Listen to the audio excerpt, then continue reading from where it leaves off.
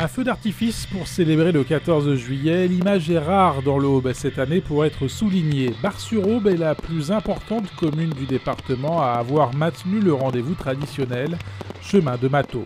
Dans des conditions, habituelles au niveau du site, mais évidemment inhabituelles en termes d'organisation et de protection des populations et des spectateurs, puisque il y a un filtre à chaque entrée du site avec port du masque obligatoire.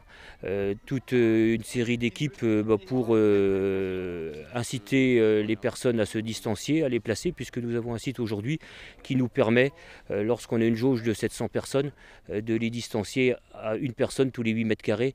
Donc on est très au-delà en tous les cas des normes ou en tout cas des préconisations qui peuvent être données. Si les gens se distancient, on n'a pas de souci à ce titre-là. Ce lundi 13 juillet au soir, 14 élus ont été mobilisés ainsi que les services techniques de la ville. La décision de maintenir le rendez-vous a été prise après le 10 juillet et après les recommandations reçues par la préfecture de l'Aube. Les réunions sur le terrain et sur le sujet se sont enchaînées depuis avec les services d'ordre, de secours et l'artificier venu de Lyon avec son équipe de 6 personnes. On s'aperçoit ici à Bar que c'est faisable, c'est possible, c'est vraiment un chemin de croix, mais ça peut être faisable et en toute sécurité et certainement à un meilleur niveau que ce qu'on a pu voir à la télévision ces derniers temps sur des manifestations, autorisées ou pas d'ailleurs. Il y a vraiment une campagne pour ne pas faire. Ça a été même écrit par certains préfets de région qui ont envoyé des courriers aux municipalités en les invitant à s'abstenir cette année. Donc évidemment, ce n'est pas fait pour arranger les choses. Selon l'artificier, 9 feux d'artifice sur 10 ont dû être annulés cette année. Lundi à Bar-sur-Aube, aucun incident n'a été signalé autour du chemin de Mathot.